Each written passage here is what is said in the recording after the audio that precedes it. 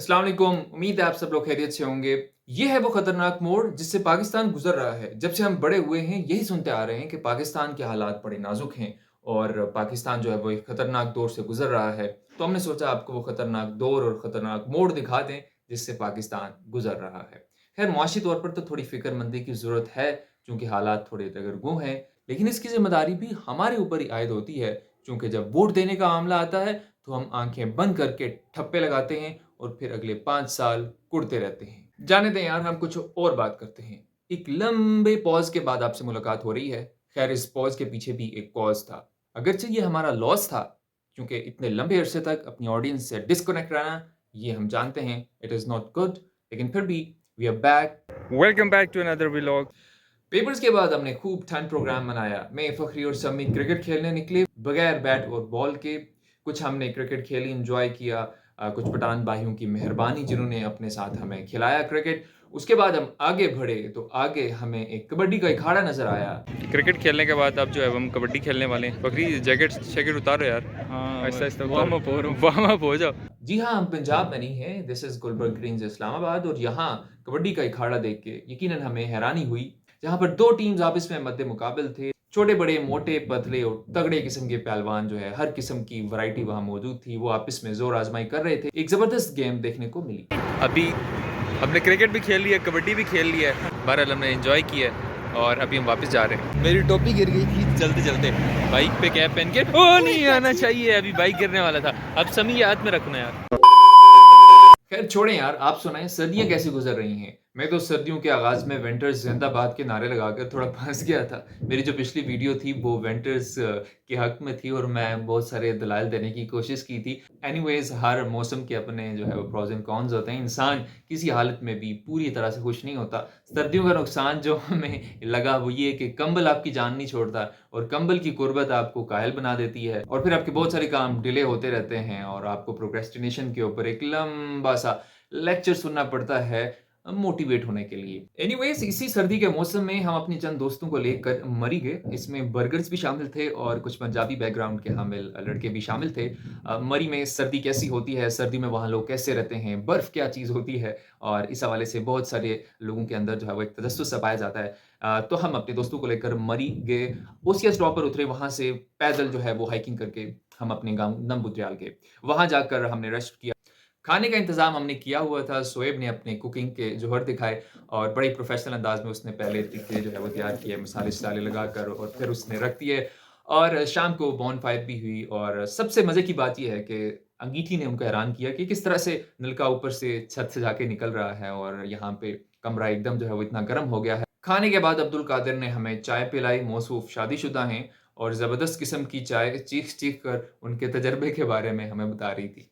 पानी ठंडा होने की शिकायत सबकी मुश्तरका थी और फिर इसी तरह हम सुबह भी उठे और हाइकिंग करके ओसिया आए, वहाँ से फिर हम मरी माल रोड पे आए, वहाँ पे नाश्ता वगैरह किया और फिर वहाँ पे बर्फ़ में खूब तस्वीर बनाई। जिन लोगों ने पहली बार बर्फ़ देखी, उन्होंने हाथ में उठा के देखा, यार इसमें ऐसी क्या ख़ास चीज़ है जो हमें इतने दूर से उठा के यहाँ पे लाई है। खैर सबने एन्जॉय किया और शाम को हमारी घर में वापसी हुई।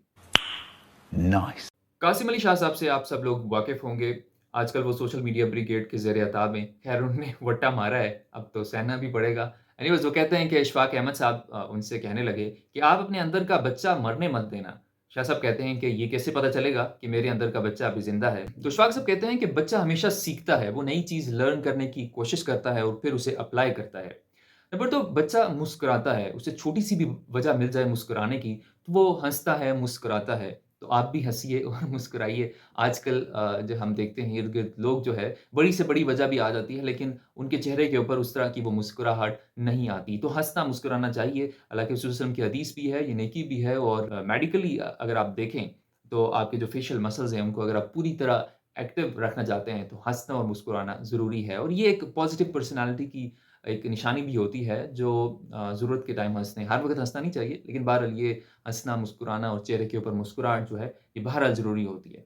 तीसरी बात ये है कि जो बच्चा होता है वो रोता है, ठीक है ना? अगर उसे किसी किस्म का कोई दुःख है, कोई परेशानी है, तो वो रो लेता है। ये जो बड़े लोग होते हैं ये ज़ब्त करते हैं और फिर इसकी वजह से बहुत सारी डिफ़रेंट जो है वो बीमारियाँ मज़ीद जो है वो पैदा होती हैं। तो रोना अच्छी बात है, अगर आपको किसी वक़्त रोना आ रहा है, तो आप खुलकर रो लें।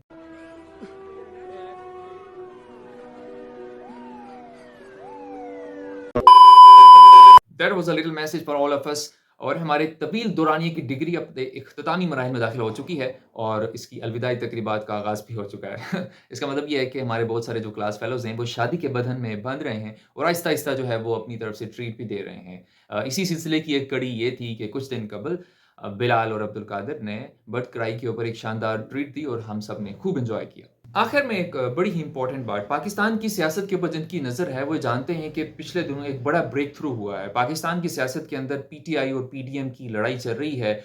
इसी लड़ाई में हमने ये देखा कि कराची के बल्दियाती इंतखाबात में जमात-ए-इस्लामी उभर कर सामने आई है और उसने पीडीएम और एमक्यूएम और पीटीआई इन सबको जो है वो पिछाड़ दिया है। बज़ाहिर जो बड़ी-बड़ी सियासी जमातें हैं, उनकी जो एक वेव सी बनी हुई थी, उसको भी शिकस्त देकर जमात-ए-इस्लामी जो है वहाँ पर अपने मेयर लाने की पोज़ीशन में आ चुकी है। हाफ़िज़ नईम उर रहमान की जो शख्सियत है, वो ज़ाहिर है एक तिलिस्माती और करिश्माती किस्म की शख्सियत है और उन्होंने हर तरह के वोटर को जो है वो अपनी तरफ अट्रैक्ट किया, जमात-ए-इस्लामी की तरफ अट्रैक्ट किया। उन्होंने जमात-ए-इस्लामी को बड़े पैमाने के ऊपर वोट दिया। हाफ़िज़ नईम उर रहमान ने बहुत सारे जो मिथ्स बने हुए थे जमात-ए-इस्लामी के हवाले से और एक सियासी जमात के तौर पर जमात-ए-इस्लामी के मुस्तकबिल के हवाले से, उनको पाश-पाश कर दिया है और इस वक़्त 3 करोड़ के एक बड़े शहर की जो आबादी है उसकी जो सियासत है वो एक शख्स यानी कि हाफ़िज़ नईम उर रहमान के गिर्द घूम रही है। अब देखते हैं कि कराची में क्या होता है आने वाले दिनों में और पाकिस्तान में क्या होता है। अब आपसे इजाज़त चाहते हैं लेकिन आखिरी बात, ये बहुत इम्पोर्टेंट है, अब सही-सही आखिरी बात है।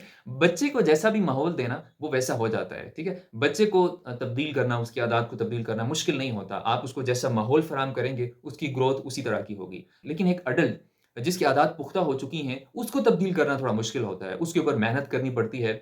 हम सब लोग जो हमारी पुख्ता आदत बन चुकी होती हैं, जिनको हम तब्दील करना चाहते हैं, तो रिसर्च के मुताबिक तकरीबन 66 डेज़ लगते हैं आपकी किसी आदत को पुख्ता होने के लिए और उसकी आप और फिर वो आदत आपका एक ऑटोमैटिक बिहेवियर बन जाती है। एक और रिसर्च के मुताबिक 21 दिन भी अगर आप एक काम रेगुलरली करें, तो बहरहाल वो आपकी आदत में शामिल हो जाता है।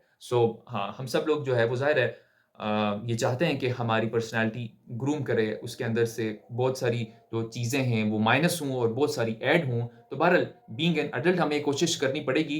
खुद ब खुद ऐसा नहीं होगा। हम खुद जब ये प्रैक्टिस करेंगे कि कोई चीज़ हमारी पर्सनैलिटी से माइनस हो जाए और कुछ ऐड हो जाए और इसको कंसिस्टेंटली हम करेंगे, तब जाकर ये होगा। क्योंकि हम बच्चे नहीं हैं, हम बड़े हो चुके हैं। हमें खुद इस हवाले से कोशिश करनी पड़ेगी। Thank you very much for watching.